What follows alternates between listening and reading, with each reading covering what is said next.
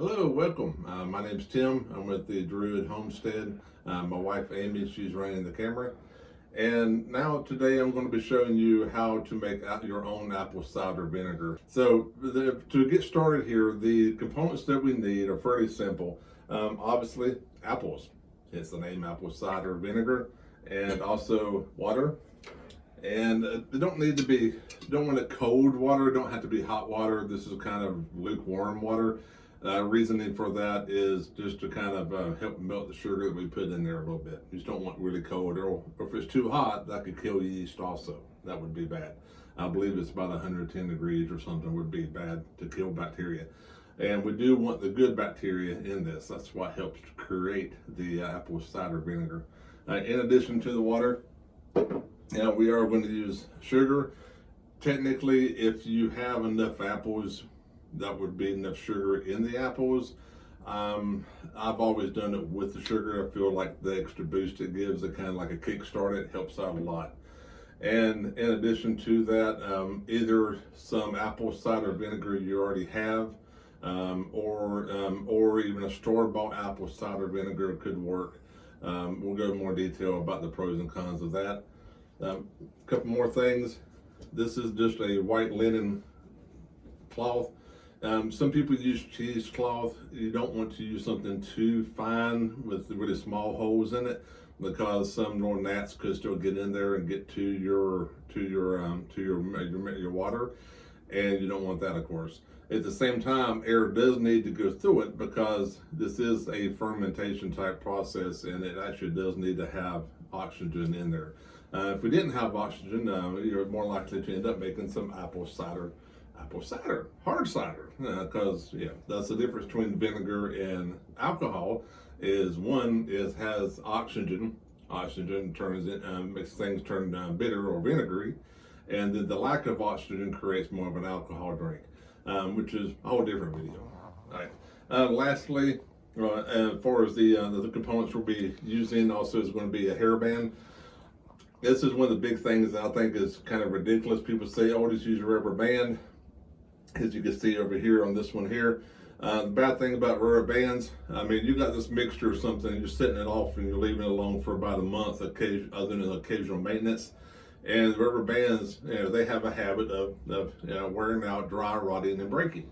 A really wide hairband, is going to be, I've never had one break on me in this process here. And then it breaks, that's more likely to allow some insects and bugs and everything to get back into your apple cider vinegar and make it go bad. All right. So, and that's really frustrating when that happens. Other thing, as far as utensils, that's pretty much it as far as disposable things. Other than, of course, our utensils, we have a cutting board, and then we have a knife, wooden spoon. You don't want a metal spoon. You do need a wooden spoon. And also a measuring cup. I have a 1/4 cup measuring cup. That's going to be for the sugar. We'll take this off the cable, but then my wife would get mad at me because we would lose all the parts and won't have a set anymore. So, all right. Now, one other thing before we get started, I want to talk a little bit about this monstrosity over here. This is actually a brew, a special 5-gallon container made for brewing alcohol or whatever you want to. And this right here is apple cider vinegar.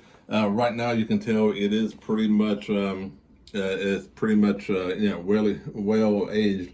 If you're going to do this and use it on a regular basis, you might as well go large scale with it. The recipe we'll be showing today will be more for a smaller scale, just for making, we'll be using a 1-gallon container. What you end up with is about a 1/2 gallon of apple cider vinegar. You're not really going to end up with a whole gallon by the time you take everything out of it. Even with the 5-gallon, we're probably lucky to end up with about 3 gallons, maybe 3.5 gallons. We do need to cut up our apples. Now, obviously, you always want to rinse your vegetables off, removing the stickers, of course. And when you cut them up, I mean, it's not science or anything, but you don't want really big chunks. You do want, the way I do it, cut in half. And don't make fun of my cutting skills. My wife's going to laugh at me. I hope I don't cut my finger off. And I hold it up in a little bit, kind of give you an idea about the size that I cut them up in. Now the idea here is you want more, as much surface area as you can get. If you just throw half an apple in there, you don't have a whole lot of area around there for the bacteria to be eating away at this and creating that fermentation to be happening there. But if you cut it up in little cubes, like you can see here, these little pieces here, so that's about the size. That's a pretty good size there. You can maybe get a little smaller, but that's about good. I have kind of one time made a batch that was really small, almost like a mash. The downside of that was it all kind of forms together after it's been sitting for a while, and actually it becomes one big clump. And the liquid and all the good bacteria cannot move around that and actually utilize it. So something about this size is good.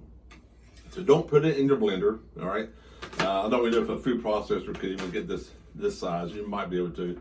Now they do have those little slicers, the hand slicer things where you put something in, it cuts it all up. That would work too. One more thing I didn't mention, of course, is the fact of do obviously want to wash your hands before you do this and make sure they're sanitary. Don't use any kind of hand sanitizer, of course. You don't want any of those kind of chemicals or harsh ingredients in your product. Which is another reason for making this. You know what's in it. You know there was no bad stuff, and you know it's all natural. And technically, if you used organic apples, I guess you could say it's organic at that point, aside from not being certified, of course. And you want to make sure you kind of spread these apart if you can when you put them in there, so that way all the little chunks kind of separate. You know, when you cut them up, they kind of stay together. I'll throw the cores, everything in here. Now, the ideal thing is, especially if you do a lot of cooking, my understanding, talking with my wife, is she usually cooks for green apples. But we've done this for the green apples, it just didn't seem to be the same. The red apples do seem to do better. But if you use a lot of apples in cooking, or if you're eating an apple, if you like to peel them and core them, the ideal solution here, where this won't hardly cost you anything, is to save all your peelings and all your cores. That way, when you put them in there, you're not really using a whole apple. These apples we've had for a couple of weeks, they're getting a little bit soft, so compared to just throwing them away or giving them to the chickens to eat, we're just going to go ahead and cut them up and use them for this process. You're not filling this all the way up with apples. I have seen some people do that. I think that's a little bit overkill. I recommend maybe at least about halfway up. Halfway we fill the water up with apples, because you got to have enough room for the water to move around, and you don't want to get done with this whole gallon size batch and end up with 1 quart of apple cider vinegar. That just doesn't seem to be a very good, effective use of the space there. Now, if you did fill the whole thing up with apples, technically it could be stronger. It may even actually go through the process a lot faster. Oh, I almost had a mess. That's just not the way I go. Stir this up a little bit. And once again, a wooden spoon. Don't use metal. It's something about the acid, or whatever that word is. Yeah. But use the wooden one. Now you can kind of see they kind of separate out a little bit by stirring them up. And we're close to about halfway. So I have made this with that much, but we're going to go ahead and do one more apple here. As I'm finished cutting up this last apple here, a couple of things to keep in mind on your mixture is that whenever we start this, and you do need to keep an eye on it, and you're going to be stirring it up occasionally, because these apples, a lot of them kind of stick up and don't really get into the water. And if they're exposed more to the straight air without the water around them, or the vinegar that we're going to put in it, then they're more likely to get the mold and bad bacteria growing on them. So you do want to keep them stirred up. I recommend for the first week, about once a day, you're going to kind of stir it up a little bit. And after a while, you notice they kind of start to settle a little bit more. And then as it gets a little older, you don't have to mix it up quite so often.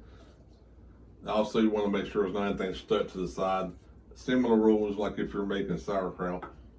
All right, so now we have all the apples in there. Give them one more good little stir there. Kind of break them all up. Right, and now we're going to get a 1/4 cup of sugar.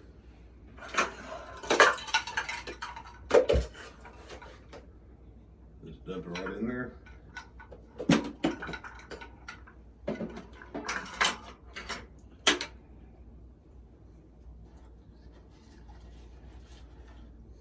And once again, this just kind of gives it a boost, gives the bacteria and yeast a good something to get started with.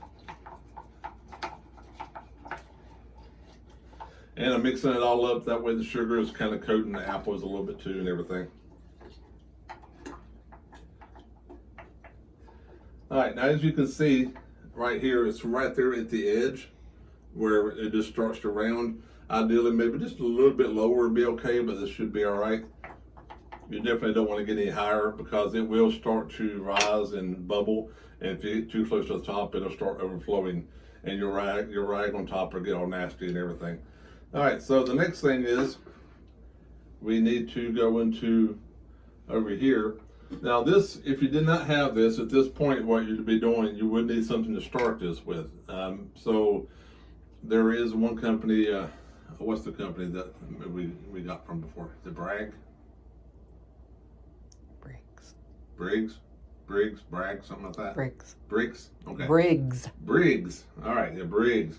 I believe they make all natural or apple cider vinegar with mother. All right, with mother is the key thing there, because it has a little kind of stuff that settles in the bottom. You need that to start your apple cider vinegar. I started mine about 5 years ago with just one little small jar of theirs, and that actually I've been continuing to grow and expand that. But if you have that, you would put about a cup of that in here, liquid, and along with the apple cider, along with the mother, you shake it all up and put about a cup in here, and then stir it up and everything, and that would end up creating a larger colony of that bacteria there. But over here we have a really strong brew over here. This one has set too long, to be honest with you. I don't know if we can actually drink this or use it in this stuff. It may be for animals, it's so strong. So I'm gonna go fishing in here. Yes, my hands were I did get cleaned. All right, so this is an example of a SCOBY. It's so big it's going to break once I pour it out. That's really big. So let me see if I can get a better one. They're all floating around in there. Well, they sunk in there.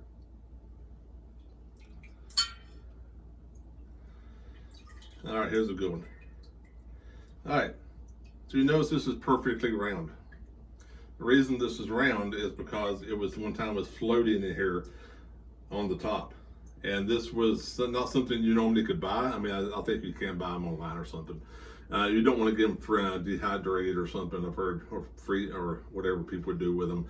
If you want to get one, you want to get one fresh that's wet. And it's very similar to making kombucha. Some people say you can use the same ones. I don't know, but but what this is a SCOBY. It stands for symbiotic culture of yeast and bacteria.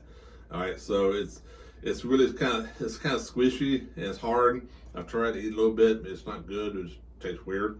But this is like a home for the bacteria that helps everything out over here. Now this really is too big, to be honest with you, so I am going to lay it over here and cut it up some. Once you get one of these, if you don't want the gallon size, you'll have one that will end up being the exact size of the inside of here, and you can just continue to use it. And after a while, they get kind of darker. This is kind of a darker one. This one probably should be kind of expired, or used a lighter one. They do get kind of lighter as when they're newer. And my knife is not sharp. It's almost like cutting like raw hide that's been soaking in water. Make it a little bit more to shape here.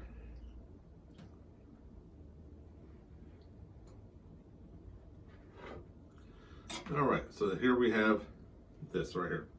All right, so this will kind of sit over here on top, but before we do that, we do need to get some liquid out of here to help this get started. All right, so we actually took out about 2.5 cups of water right here. So with 3 apples, those are 3 large apples, you would go about 50% full of water then in this scenario. Normally I don't use quite this many apples, so with 2 apples it probably been all right. So with and then we're gonna go in here, normally about 1 cup of apple cider vinegar should be sufficient. It's hard to get that just right, so I'm gonna have to go in for a second scoop here.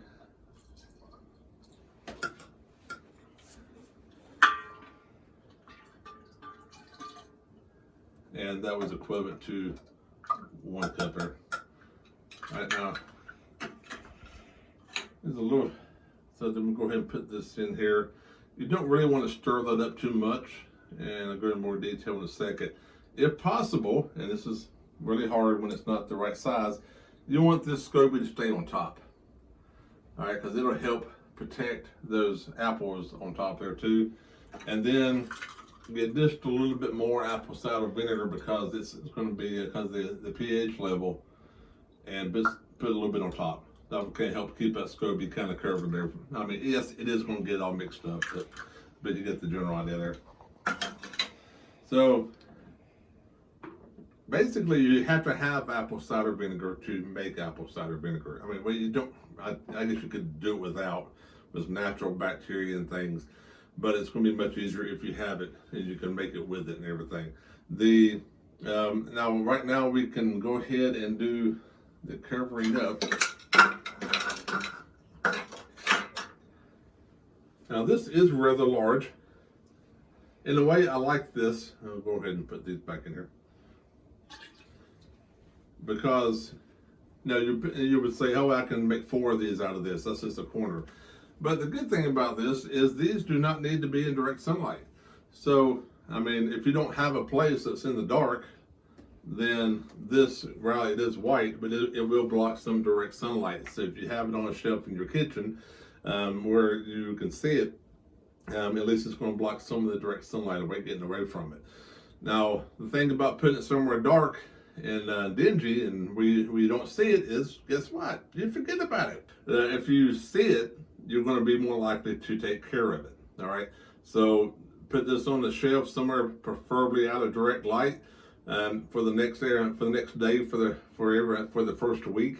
You want to pick it up and you're going to kind of push down around it to kind of keep the top wet.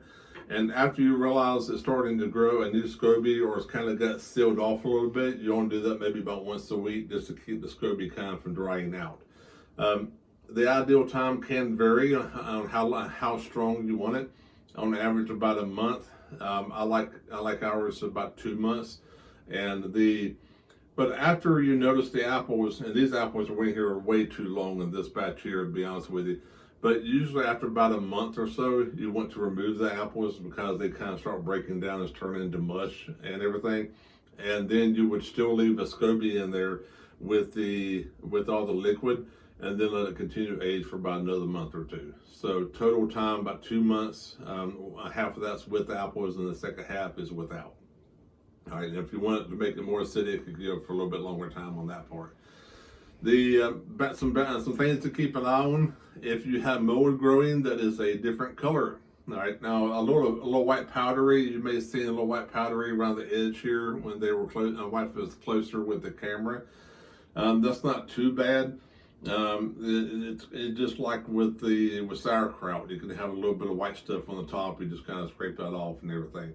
But if it's like green mold or black mold, if it's like you have a white area and it's black on top of it, definitely bad. You probably need to throw the whole batch away at that point. All right. Obviously, also if it smells bad, that's not going to be a good sign too. So general uses for this, primarily what we use most of it for is for the animals on the homestead, especially when we get new chickens, like meat chickens, and put some of that in the water. And whenever they're young, I even put it in the big rain barrels we have for the egg layer chickens occasionally. And of course for cooking, I have gone through the thing of drinking it every day, like a little bit. Turned out you're supposed to do that with water because it's a little bit strong and it is kind of hard to do. But and of course for your cooking, cleaning, or whatever, all those other purposes. But primarily we use, if we had to buy apple cider vinegar to use with animals, it would get expensive. What's the price, Amy? About, I think on the store to get a gallon of it like $20 or something. That was pre-COVID prices, right? Yeah. For natural. With mother, yeah, $20-$40 a gallon or something. Yeah, it can get crazy, right? So it's not that hard to really do. It does take some time, does take a little effort, but it's not extremely hard. So if you have any questions, feel free to leave them in the comments. I'll be happy to check them out and answer questions we have, and look forward to sharing more information with you in the future. All right, bye.